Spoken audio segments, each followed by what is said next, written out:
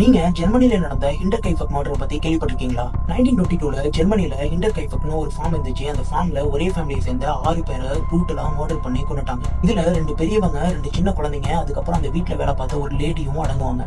அப்படி அந்த ஃபார்ம்ல அன்னைக்கு நைட்டு என்னதான் நடந்திருக்கும்? ஆண்ட்ரியஸ் கிரூபர், அவரோட ஒய்ஃப் கசீலியா, அவங்களோட விடோடு டாக்டர் விக்டோரியா, அவங்களோட 2 பசங்க இந்த ஃபார்ம்ல வாழ்ந்து வராங்க.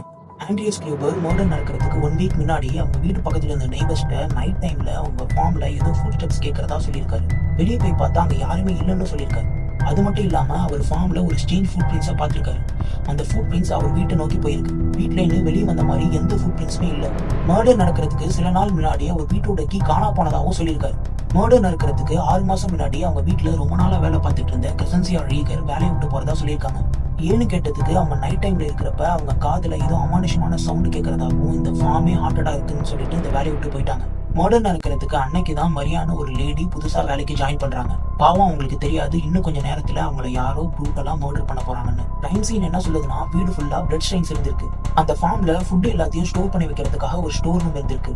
அந்த கொலகாரன் அந்த ஸ்டோர் ரூம்ல ஒருத்தரை வர வச்சு அந்த ஃபார்ம்ல இருந்த மண்வெட்டியால அவங்க தலையிலேயே அடிச்சு கொண்டு இருக்கான். கிட்டத்தட்ட 4 பேரை அந்த ஸ்டோர் ரூம்ல வச்சு அவன் கொண்டு இருக்கான். அந்த சின்ன குழந்தையும் அந்த வீட்டுக்கு வேலைக்கு சேர்ந்த மரியாதையும் பெட்ரூம்லயே வச்சு கொண்டு இருக்கான். அட்டாஸ்பி ரிப்போர்ட் என்ன சொல்லுதுன்னா, அவங்க ஸ்கல் எல்லாம் புரோக்கன் ஆகி கொடூரமா கொல்லப்பட்டிருக்காங்கன்னு. இன்னும் ஸ்ட்ரேஞ்சான விஷயம் என்னன்னா, அந்த கொலகாரன் அவங்க எல்லாரையும் கொண்டுட்டு அந்த வீட்லயே ஃபுட் எல்லாத்தையும் சமைச்சு சாப்பிட்டுருக்கான். கிட்டத்தட்ட 4 நாள் அந்த டெட் பாடிஸோட அந்த ஃபார்ம்ல தான் இருந்திருக்கான். அந்த வீட்டுல இருந்த சிம்னில ஸ்மோக் வந்ததா நெய்பர்ஸ் ரிப்போர்ட் பண்ணிருக்காங்க. நெய்பர்ஸ் எல்லாருக்கும் அந்த ஃபேமிலியில் உள்ள மெம்பர்ஸை யாரையுமே வெளியே பார்க்காதனால டவுட் வந்திருக்கு. ஈவன் போஸ்ட்மேன் கூட போஸ்ட் பாக்ஸ்ல இருந்த லெட்டர்ஸ் எல்லாமே ஓபன் பண்ணாம இருக்கிறத நோட்டீஸ் பண்ணி இன்ஃபார்ம் பண்ணிருக்காரு. போலீஸ் வராங்க, இன்வெஸ்டிகேஷனை ஸ்டார்ட் பண்றாங்க. பட் அவங்களுக்கு எந்த க்ளூவுமே கிடைக்கல அந்த மர்டரை பத்தி. பட் நிறைய தியரிஸ் இருக்கு. இதே ஃபேமிலியை சேர்ந்த ரிலேட்டிவ் தான் ஃபேமிலி ப்ராப்ளம் காரணமா இதை பண்ணிருக்கணும்னு சில பேர் சொல்றாங்க. சில பேர் இதை ஸ்ட்ரேஞ்சர் தான் பண்ணிருக்க முடியும், பட் ஆனா அவனுக்கு இந்த ஃபார்மை பத்தியும் இந்த ஃபேமிலியை பத்தியும் நல்லா தெரிஞ்சிருக்குன்னு சொல்றாங்க. இன்னும் சில பேர் இந்த மர்டரை மனுஷனே பண்ணிருக்க முடியாதுன்னு நினைக்கிறாங்க. ஆனா மர்டர் ஆன இந்த ஃபார்ம்ல எந்த ஒரு ஜுவல்ஸோ எந்த ஒரு பணமோ திருட்டு போகவே இல்லை. எல்லாமே அப்படியே தான் இருந்திருக்கு. இதுலேன்னு மர்டருக்கான மோட்டிவ் ராபரி இல்லைங்கிறது கிளியரா தெரியுது.